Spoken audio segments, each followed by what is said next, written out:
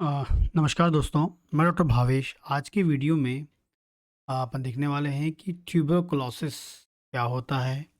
Tuberculosis में ऐसी कौन सी होम्योपैथिक दवाएं हैं जो उसमें लाभदायक हो सकती हैं, ट्यूबरकुलोसिस को मैनेज करने में सहायक हो सकती हैं और किस डोज में लेना चाहिए और वाकई होम्योपैथी दवाएं ट्यूबरकुलोसिस में वर्क करती हैं नहीं करती, हम वो सब इसमें देखने वाले हैं। या जो भी मैं आपको बताऊंगा वो सब का सब एक एजुकेशनल पर्पज से होता है। जब भी हम ट्यूबरकुलोसिस की बात करते हैं, टीबी की बात करते हैं, ये एक बैक्टीरिया से होने वाली बीमारी होती है। और बॉडी में बॉडी में जब ये बैक्टीरिया जाता है जिसका नाम होता है माइकोबैक्टीरियम ट्यूबरकुलाई या ट्यूबरकुलोसिस या ट्यूबरकुलाई बैक्टीरिया होता है जो बॉडी में जाता है और बॉडी के डिफरेंट पार्ट्स में, खासकर हम बात करेंगे जो टीबी बहुत कॉमनली आपको मिल सकती है। सबसे पहले लंग्स में फेफड़ों में आपको टीबी मिलती है, जिसे हम पल्मोनरी ट्यूबरकुलोसिस बोलते हैं।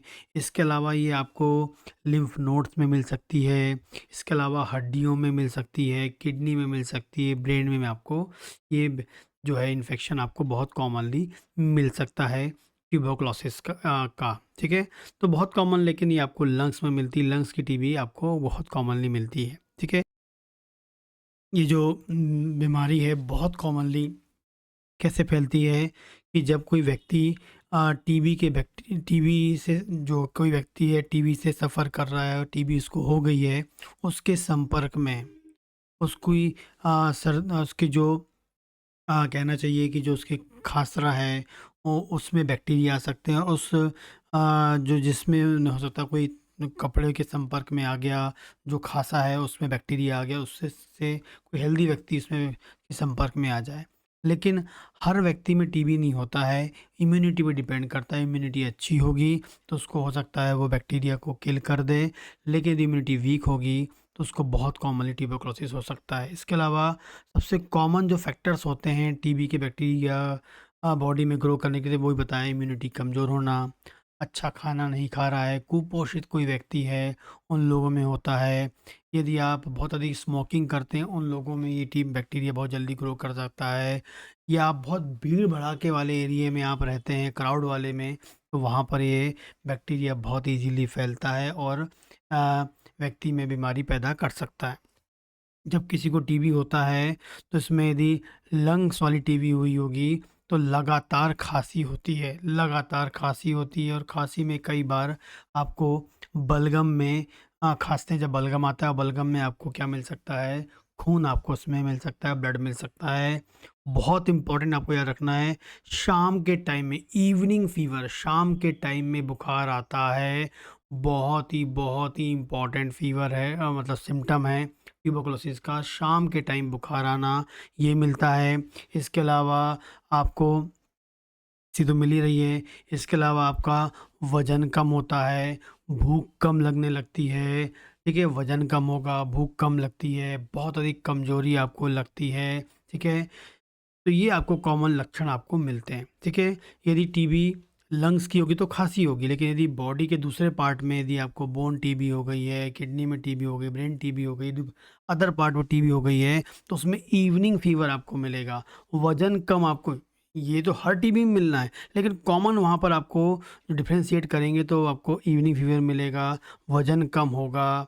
ठीक है, भूख नहीं लगेगी, ये लक्षण आपको मिलते हैं, ये आपको याद रखना है। ठीक है, इसके लिए बहुत कॉमनली जो है कॉमनली ब्लड टेस्ट कराया जाता है, जिसमें आप सीबीसी कराते हैं, कंप्लीट ब्लड काउंट कराते हैं, और उसमें आप देखते हैं जो डब्ल्यूबीसी की जो आपकी लिम्फोसाइट्स काउंट है वो आपको बढ़ के मिलेंगे। और साथ में फिर आपको लंग्स की टीबी तो आप बलगम का टेस्ट करा लीजिए आप। ठीक है, और ये कुछ टेस्ट कराते हैं, इसके अलावा चेस्ट एक्सरे भी कराते हैं, उसमें देखा जाता है कहीं टीबी के लक्षण का जो बदलाव तो नहीं आए। ठीक है, जब ये इन्फेक्शन हो जाता है तो इसके लिए मॉडर्न साइंस की बात करें तो एंटी ट्यूबरकुलर ट्रीटमेंट चलता है, जिसमें खासकर गवर्नमेंट की बहुत सारी जो स्कीम्स हैं उसमें आपको जाना होता है, और गवर्नमेंट में फ्री ऑफ कॉस्ट इसका ट्रीटमेंट होता है।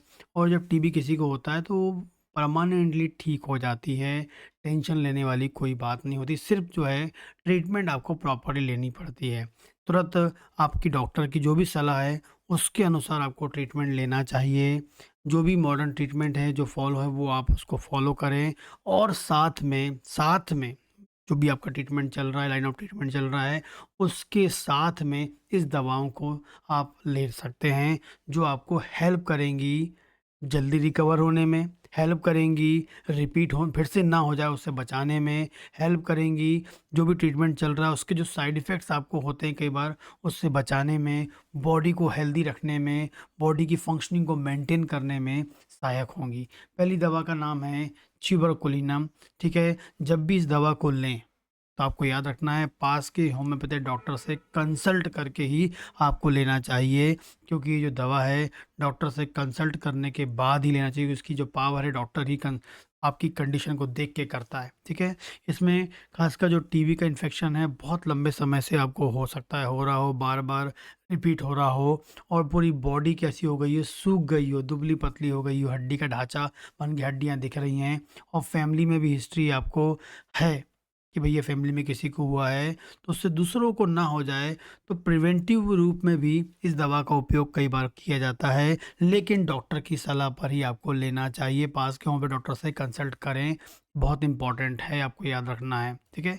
आगे बात करेंगे फास्फोरस। फास्फोरस भी बहुत ही उपयोगी दवा है, जिसमें आपको लंग्स में टीबी हो गई जिसके कारण से आपके जो चेस्ट में आपको बहुत अधिक कमज़ोरी फ़ील होती है, बलगम के साथ खाँसी आ रही है और बलगम के साथ आपको खून भी आता है, लगातार कोल्ड की या ठंडी चीज़ लेने की डिज़ायर होती है और हम बोलेंगे कोल्ड के लिए बहुत अधिक सेंसिटिव भी होते हैं, ठीक है? तो ये आपको फास्फोरस में आपको याद रखना है। ठंडी चीज़ लेने की हमेशा इच्छा होती है टीबी के पेशेंट को, लगातार ठंडा चीज़ खाने का मन करता रहता है टीबी के पेशेंट को, ट्रीटमेंट चल रहा है उसके साथ में ये सिम्पटम आ रहा है, तो फास्फोरस के बारे में सोचना चाहिए। दूसरा है कैलकेरिया फॉस, खासकर छोटे बच्चों की बात करेंगे, बहुत ही इम्पॉर्टेंट होती है टीबी से रिकवरी करने में, बॉडी को हेल्दी करने में, वेट गेन करने में, भूख को बढ़ाने में, बॉडी को नॉर्मलाइज़ करने में। कैलकेरिया फॉस 6x आप यूज़ कर सकते हैं, कैलकेरिया फॉस 6x बच्चों में यूज़ कर सकते हैं। 2 से 4 गोली सुबह, दोपहर, शाम आप दे सकते हैं, बहुत ही अधिक लाभदायक होती है रिकवरी करने में। साइलिशिया भी बहुत ही इम्पोर्टेंट है। यदि आपके ट्यूबरकुलोसिस कहीं हो गई और वहाँ पस फॉर्मेशन हो गया है, मवाद बन गया है, मवाद सूख नहीं रहा है ट्यूबरकुलोसिस के पेशेंट का, तो साइलिसिया से अच्छी कोई दवा नहीं है। ट्यूबरकुलोसिस में मवाद या पस फॉर्मेशन हो गया है, हीलिंग प्रॉपर नहीं हो रही है घाव बनने के बाद, तो साइलिसिया आप यूज़ कर सकते हैं। एंड लास्ट दवा है बेसिलिनम, ये भी आपको डॉक्टर की सलाह से ही लेना है, बिना डॉक्टर की सलाह से नहीं लेना है, आपको याद रखना है। तो ट्यूबरकुलिनम एंड बेसिलिनम आपको बिना डॉक्टर की सलाह के कभी नहीं लेना चाहिए। डॉक्टर से जुड़ें तभी लें, डॉक्टर बताएं तब लें। बाकी फास्फोरस, कैलकेरिया फॉस हर पेशेंट ले सकता है। 6x में बड़े की बात करेंगे 4-4 गोली सुबह दोपहर शाम ले सकता है, बच्चे 2-2 गोली सुबह दोपहर शाम ले सकते हैं। रिकवरी करने में हर ट्यूबरकुलोसिस के पेशेंट में कैलकेरिया फॉस आप ले सकते हैं, ये बहुत ही उपयोगी होती है। इन दवाओं के बारे में सोच सकते हैं और डॉक्टर से कंसल्ट करके दवा लें तो बहुत ही अधिक लाभदायक आपको या बहुत ही फ़ायदेमंद आपको रिज़ल्ट मिल सकता है। नमस्कार।